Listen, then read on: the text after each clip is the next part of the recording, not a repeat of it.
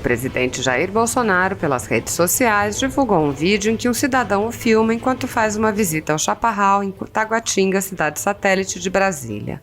O cidadão observa que o presidente é um político de coragem para ir visitar os cidadãos no local e ver sua realidade. Bolsonaro disse: Chaparral, Taguatinga, Distrito Federal, 20 de março de 2021. Local onde os efeitos do Fique em Casa são mais sentidos. Assista. Cá, Mariana. E aí, Francisco? O presidente veio, foi na Chaparral. Fala se ele não tem coragem. Ele tem a coragem, parceiro. Não é esses presidentes aí que tem coragem. Qual foi o presidente que teve coragem de vir na favela? Tem não, parceiro. Fala aí, Bolsonaro. Olha pra mamãe, Mário. Oi. Não. Tamo junto. O cara tem coragem. Fala aí, João. O cara tem coragem, velho. O bicho é muito bom. Fala aí, filho. Tô com medo, não. Falou. Bem, já que eu tenho um tempo extra, eu acredito que eu tenha falado a todos os veículos de imprensa, mas não falei sobre o tema aqui na tribuna. Então eu vou tocar num assunto delicado, mas que me parece da maior importância, que é o que está acontecendo no Supremo Tribunal Federal. Até acabei de ver uma postagem do ex-juiz e ex-ministro Sérgio Moro, fazendo uma defesa do ministro Fachin e dizendo que o ministro Fachin não pode ser atacado, não pode ser perseguido, se não concordaram com a decisão dele, que recorram. Obviamente, eu respeito, aliás, uma das pessoas que eu mais respeito e admiro é o ex-ministro, ex-juiz Sérgio Moro, com todo o trabalho, todo o serviço que prestou à nação, e ele tem, como qualquer outro cidadão, todo o direito de se manifestar, e se manifestou, defendendo o ministro Fachin, mas, respeitosamente, o ministro Fachin, obviamente, tem que ser respeitado como pessoa, não pode ser ofendido, não pode ser desacatado, não pode ser perseguido. Essa foi a palavra que o ministro Moro utilizou, né? Não admite que se persiga o ministro Fachin. Só que a gente tem que separar o que é ofensa, o que é ataque, o que é perseguição, do que é uma crítica justa, correta e até devida, né? Nós precisamos falar com todas as letras que a decisão do ministro Fachin foi tecnicamente, juridicamente equivocada, que é uma decisão inaceitável à luz do direito. E eu quero deixar muito claro que esse meu parecer, vamos dizer assim, não tem nada a ver com o fato dessa decisão do ministro Fachin estar relacionada à pessoa do ex-presidente Lula.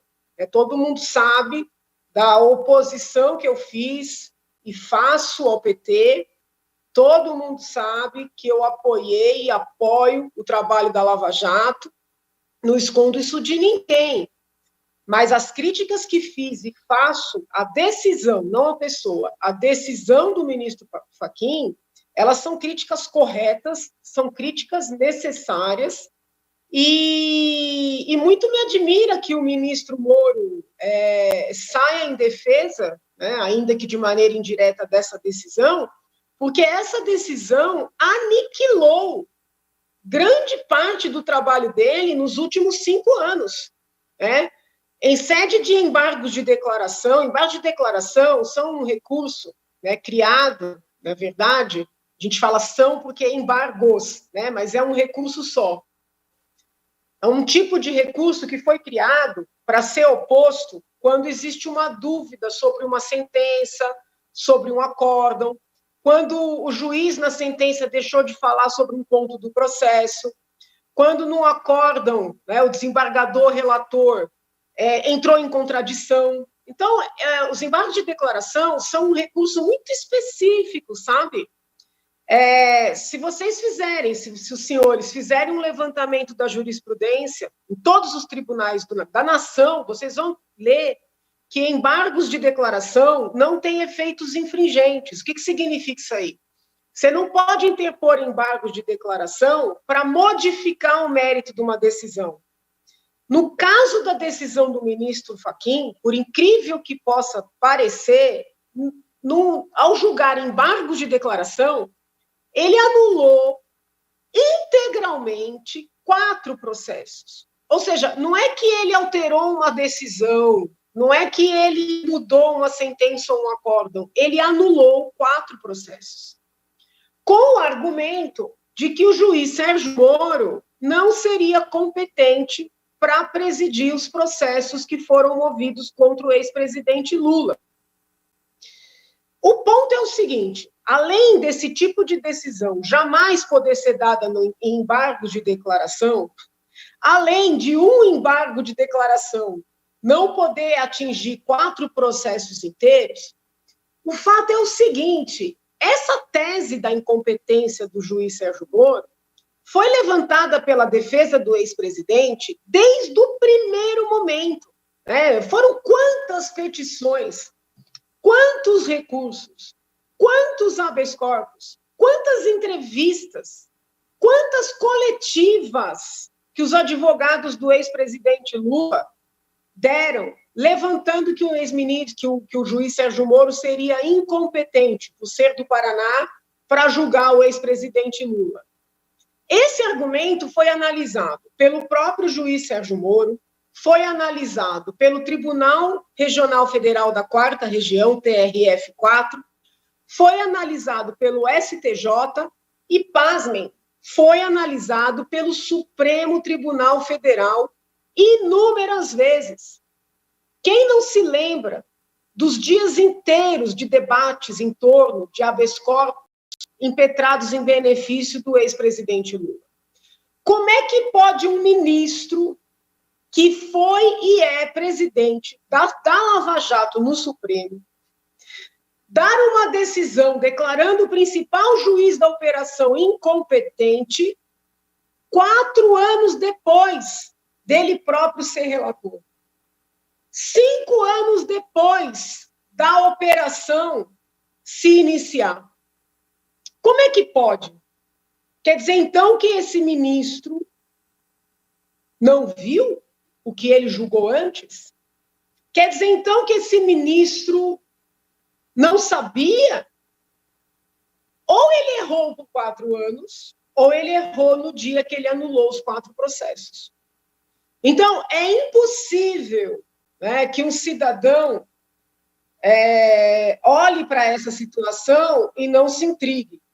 Se esse cidadão for formado em direito, né, tiver atuação na área do direito, sobretudo a área penal, que é o meu caso, ele não tem direito de ficar calado. Então, nós vamos, sim, continuar criticando não a pessoa do ministro, mas a decisão, que foi uma decisão processualmente equivocada, tecnicamente equivocada, e, sob o ponto de vista da racionalidade e da lógica, equivocada. Porque se ele tivesse tido contato com esse caso pela primeira vez, ele até poderia dizer, nossa, entendo que é incompetente, mas são 5 anos que ele tem contato com esses processos como julgador, 4 anos como relator, porque ele herdou esses processos do falecido ministro Theory.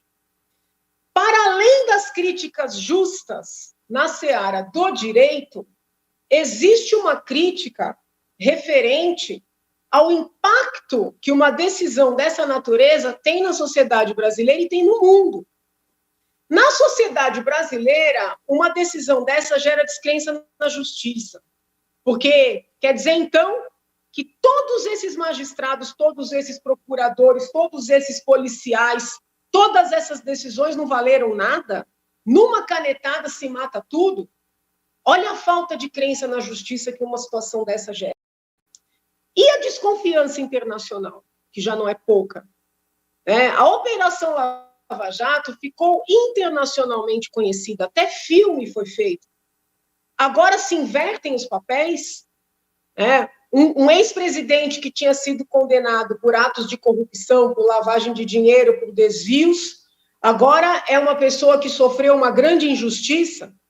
O juiz que foi colocado como herói da luta contra a corrupção, de repente vira um criminoso. Quem é que respeita um país desse? Quem é que internacionalmente respeita um país em que o ministro, que avalizou toda a existência de uma operação por 5 anos, de repente dá uma decisão dizendo que estava tudo errado, eu estava errado. Então, gente, é sério o que aconteceu, né? Foi sério, é sério porque ainda está em vigor, e qualquer cidadão brasileiro não só pode, como deve, obviamente de maneira educada, né, de maneira ponderada, e com todo respeito ao juiz Sérgio Moro, né, desta vez, né, eu acho que ele se equivocou. Espero que o recurso interposto pela Procuradoria-Geral da República seja provido para que nós possamos confiar na justiça, para que o país resgate um pouco, né, da respeitabilidade internacional, porque a nossa situação internacionalmente está difícil. É isso, agora sim, não falo mais por hoje,